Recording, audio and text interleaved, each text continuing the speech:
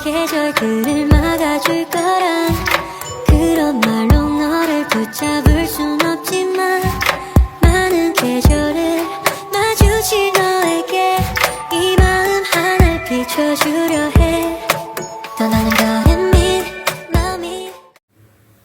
Assalamualaikum warahmatullahi wabarakatuh. Perkenalkan, nama saya Tantri dengan NIM 2210417641.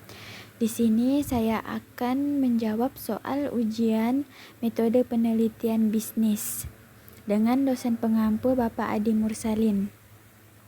Soal yang pertama, bagaimana cara menetapkan judul penelitian? Cara menetapkan judul penelitian skripsi yang pertama adalah mengenali minat dan ketertarikan. Yang kedua, selalu mencari informasi terbaru. Yang ketiga, membaca literatur sebanyak mungkin. Yang keempat, contoh hipotesis penelitian dalam skripsi. Yang kelima, melakukan pengamatan. Yang keenam, diskusi dengan kakak tingkat. Yang ketujuh, konsultasi dengan dosen bimbingan skripsi. Soal yang kedua, bagaimana cara membuat latar belakang penelitian? Beberapa tips untuk membuat latar belakang. Yang pertama, tentukan tema atau masalah yang akan diangkat. Yang kedua, lakukan analisis literatur. Yang ketiga, sampaikan alasan penelitian Anda. Yang keempat, buat garis besar rencana penelitian. Dan yang kelima, berikan konteks dan latar belakang dari tema tertentu.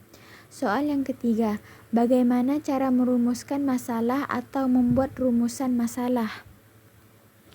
Mengutip Hatch 1982, Latif 2014, 7-28 menyarankan cara membuat rumusan masalah sebagai berikut.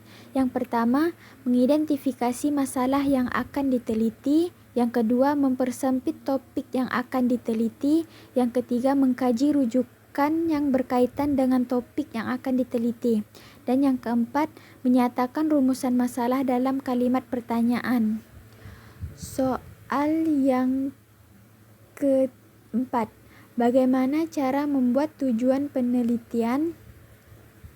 Cara membuat tujuan penelitian adalah dengan menghubungkannya dengan rumusan masalah yang telah dibuat. Dengan kata lain, tujuan penelitian adalah menjawab pertanyaan-pertanyaan yang ada dalam rumusan masalah. Soal yang kelima, apa itu manfaat penelitian dan ada berapa jenis manfaat penelitian? Jelaskan. Menurut Nazir, manfaat penelitian adalah untuk menyelidiki keadaan dari alasan untuk dan berkonsekuensi terhadap suatu set keadaan khusus. Penelitian tersebut dilakukan untuk meningkatkan pemahaman kita.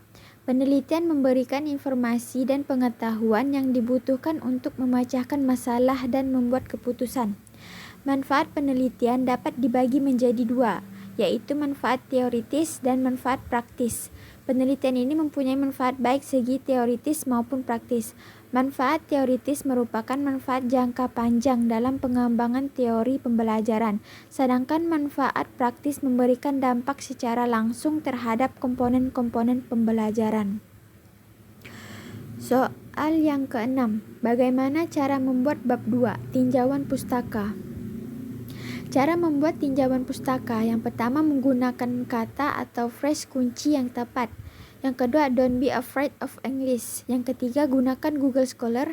Yang keempat, hindari plagiarisme, gunakan paraparsing. Yang kelima, jangan lupa lakukan citasi. Yang keenam, gunakan pengaturan literatur atau referensi otomatis. Soal yang ke-7, bagaimana membuat penelitian terdahulu? 4 langkah membuat penelitian terdahulu. Yang pertama, mencari judul yang sesuai. Yang kedua, buka abstrak. Yang ketiga, tulis studi pendahuluan. Yang keempat, membandingkan dengan penelitian terdahulu. Soal yang ke-8, bagaimana membuat hipotesis dan kerangka pemikiran? Bagaimana membangun hipotesis penelitian? Berikut ini beberapa di antaranya. Yang pertama, untuk menguji teori hipotesis yang sudah ada buat nantinya akan diuji untuk dibandingkan secara teori-teori yang sudah ada. Yang kedua, menerangkan fenomena sosial. Yang ketiga, membantu membuat kerangka kesimpulan. Yang keempat, mendorong munculnya teori. Yang kelima, mengarahkan penelitian. Bagaimana cara kerangka pemikiran? Membuat kerangka pemikiran. Langkah-langkah cara membuat kerangka pemikiran sebagai berikut. Yang pertama, melakukan identifikasi setiap variabel. Yang kedua, mencari keterkaitan antar variabel yang satu dengan lainnya. Yang ketiga, mencari sumber literatur. Yang keempat, melakukan pembahasan teori. Dan yang kelima, menggambarkan dan menjelaskan kerangka berpikir. Cukup sekian dari saya, kurang lebihnya saya mohon maaf. Terima kasih. Wassalamualaikum.